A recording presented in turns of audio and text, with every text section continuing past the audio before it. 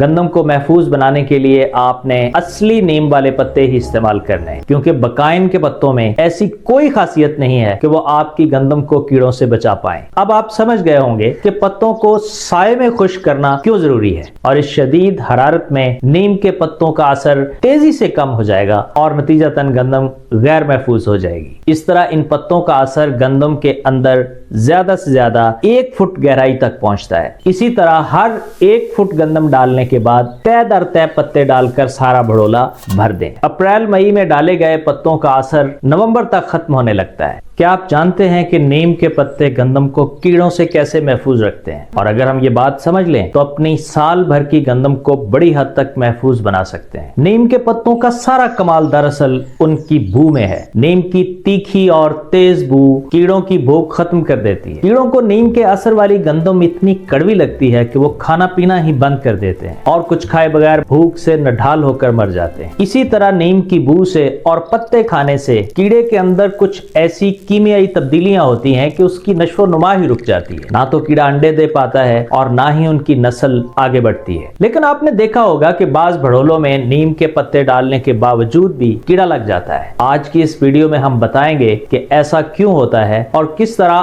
آپ نیم کے پتے استعمال کر کے اپنی گندم کیڑوں سے بچا سکتے ہیں۔ پہلی بات یہ سمجھ لیں کہ کچھ لوگ بقائن کے پتوں کو نیم کا متبادل سمجھتے ہیں۔ واضح رہے کہ بقائن نیم کا متبادل ہرگز نہیں ہے۔ گندم کو محفوظ بنانے کے لیے آپ نے اصلی نیم والے پتے ہی استعمال کرنے ہیں، کیونکہ بقائن کے پتوں میں ایسی کوئی خاصیت نہیں ہے کہ وہ آپ کی گندم کو کیڑوں سے بچا پائیں۔ اور دوسری بات نمی کے حوالے سے، نیم کے پتوں میں اتنا اثر نہیں ہوتا کہ وہ اس گندم کو بھی کیڑوں سے بچا پائیں جن میں نمی کی مقدار زیادہ ہو، کیونکہ زیادہ نمی اور زیادہ درجہ حرارت بھڑولے کے اندر کا ماحول کیڑوں کی افزائش کے لیے انتہائی موزوں بنا دیتے ہیں۔ لہٰذا ضروری ہے کہ گندم کو بھڑولے میں ڈالنے سے پہلے 3-4 دن اچھی طرح دھوپ لگوائیں تاکہ دانوں میں نمی 12% سے کم ہو جائے۔ ایک اور مسئلہ اور بھی ہے کہ کچھ لوگ بغیر خشک کیے نیم کے تازہ پتے ہی بھڑولے میں ڈال دیتے ہیں، یہ جانے بغیر کہ نیم کے تازہ پتوں میں تقریباً 75% تک پانی ہوتا ہے۔ مطلب یہ ہے کہ اگر آپ نے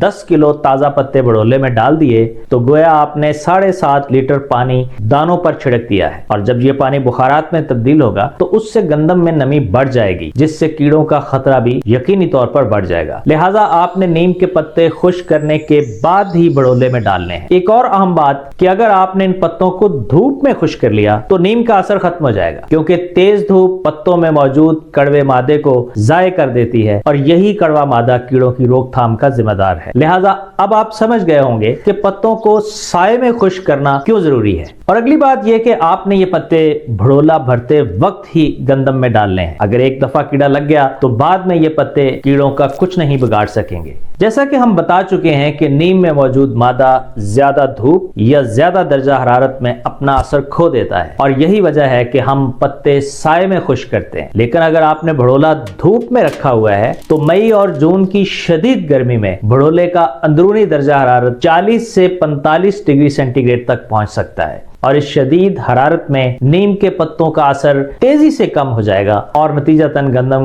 غیر محفوظ ہو جائے گی۔ ایک عام غلطی یہ ہوتی ہے کہ بھڑولے میں نیم کے پتے گندم کے ڈھیر کے اوپر ہی رکھ دیے جاتے ہیں۔ اس طرح ان پتوں کا اثر گندم کے اندر زیادہ سے زیادہ 1 فٹ گہرائی تک پہنچتا ہے۔ لہٰذا ضروری ہے کہ بھڑولے کی تہ میں تقریباً ½ انچ پتے بچھائے جائیں، پھر 1 فٹ گندم کی تہ ڈالیں اور اس کے اوپر پھر پتے ڈالیں۔ اسی طرح ہر 1 فٹ گندم ڈالنے کے بعد طے در طے پتے ڈال کر سارا بھڑولا بھر دیں۔ جیسا کہ ہم بتا چکے ہیں کہ نیم کا سارا کمال اس کی بو میں ہے، اس لیے ضروری ہے کہ بھڑولے کے تمام راستوں اور درزوں کو مٹی سے اچھی طرح لیپ دیا جائے تاکہ یہ مکمل طور پر ہوا بند ہو جائے۔ اگر ہوا نکل گئی تو گندم غیر محفوظ ہو جائے گی۔ اگر دانے نکالنے پڑیں تو پیندے والے راستے سے دانے نکال کر دوبارہ لیپ کر دیں تاکہ ہوا کم سے کم اندر جائے۔ نیم کے ان پتوں کا اثر زیادہ سے زیادہ 6 ماہ تک رہتا ہے۔ اپریل مئی میں ڈالے گئے پتوں کا اثر نومبر تک ختم ہونے لگتا ہے، لیکن اس کے بعد ٹھنڈے موسم میں ویسے ہی کیڑے حملہ نہیں کر پاتے، تو اس طرح